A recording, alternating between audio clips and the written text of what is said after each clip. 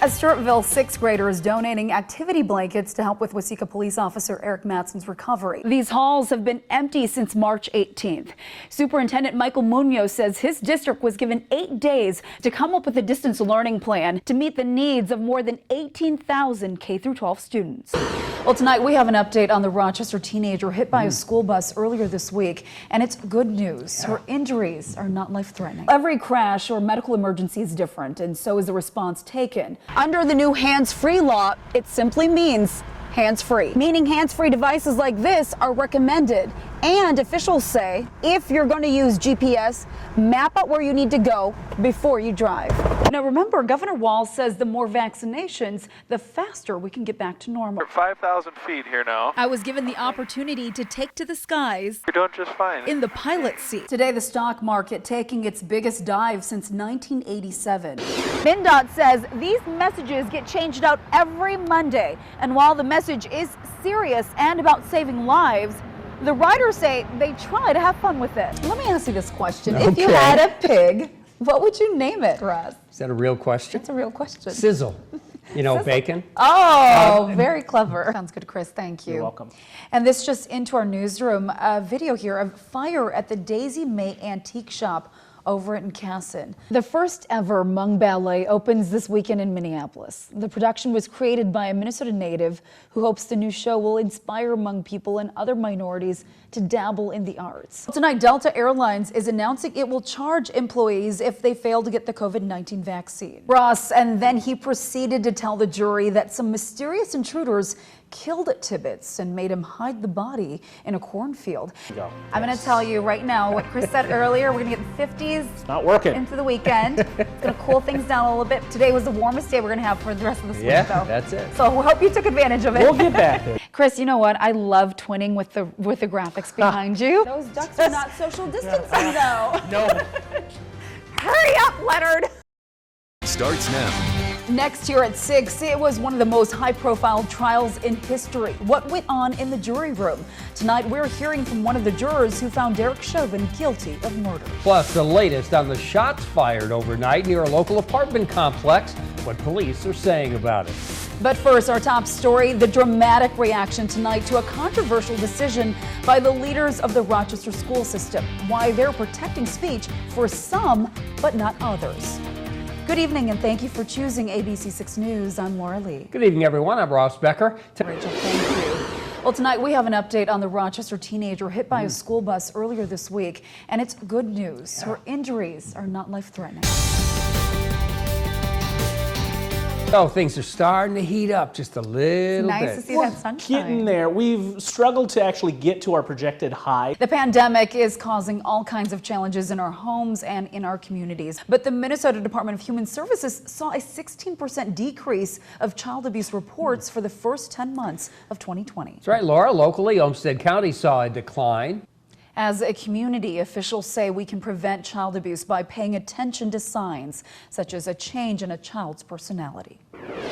Well, there is a shooting mystery tonight in Rochester after a report of shots fired near an apartment complex on the northeast side. That's right, Ross. According to the Minnesota COVID-19 response website, in Olmsted County, 71% of people 16 and up have received at least one dose of the COVID-19 vaccine. Fillmore County is next at 65%, followed by Mower County at 56%, and then Dodge at 55%. And in Freeborn County, half of the people there have taken the shot. Mower County will hold its last standard mass vaccination clinic tomorrow. And here's another vaccine note. All Hy-Vee pharmacies are now offering free COVID vaccines without an appointment. A bipartisan bill recently signed into law by President Biden claims it will help lower prescription drug costs. It is called the Ensuring Innovation Act. Tonight, we are airing President Biden's first joint address to Congress right here on ABC 6. He's expected to pitch a $1.8 trillion investment in children, families, and education, proposing free universal preschool. Live coverage begins right here at 8 o'clock. Still to come on your news at 6 o'clock, what happened behind the closed jury doors in the Derek Chauvin trial? It was a dramatic moment. Right after the break, we're hearing from one of the 12 jurors about what really happened during those jury deliberations and what he says made those deliberations longer than they needed to be. World War II veteran Mickey Nelson has been around the block. I was born just shortly after World War I, And then I remember my dad telling me, I'm sure there's a war brewing. Well, it only took 20 years till we're back in it again.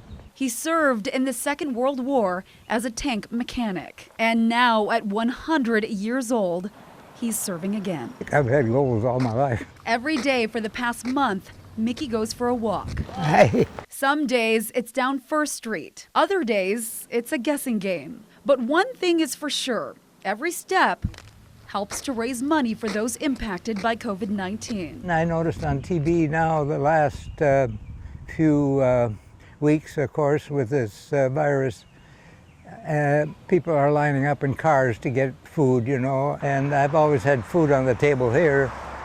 And so if I can do something to help that's was the idea. It's been really humbling, but thrilling to watch. Mickey's daughter, Michelle, says they were inspired by other veterans around the country and world. With the goal of 100 miles, at mile 52, the Clarks Grove veteran has already raised more than $96,000 for the Salvation Army. A lot of them come and thank me for my service, of course, and that's nice. I appreciate that, especially when I advertise it. And some days he breaks up the miles and travels by car to a very special destination. I kind of surprised you. Visiting his wife at the memory care unit at Oak Park Place in Albert Lea. No, not yet anyway. Sharing details of his days, I had some KFC chicken. including his latest escapade. So I try and walk in the morning, you know, and then I walk in the afternoon again. With Mom and Marguerite both, Dad would go every day and just sit and visit. And I'm sure there's a lot of things he'd rather have been doing, you know, things for himself, but he was always so selfless. That was really a beautiful thing for us to see. A beautiful thing indeed. I don't think you can teach verbally how to unconditionally love someone, but he really showed it. Caring for his late wife, Dardanella, who passed away in 2008 from Alzheimer's after 67 years of marriage. Finding love again, Sun is out now. now caring for Marguerite, whose vision and memory is slowly fading. Remember? I try to be kind to everybody. One thing is hard probably to say, because some people don't really believe in that, but I love everybody. You got the yellow sweater on, same as I have. It's easy to see just minutes with the woman he loves is all he needs. I love you. Yeah, I love you too. Giving him enough pep to keep walking.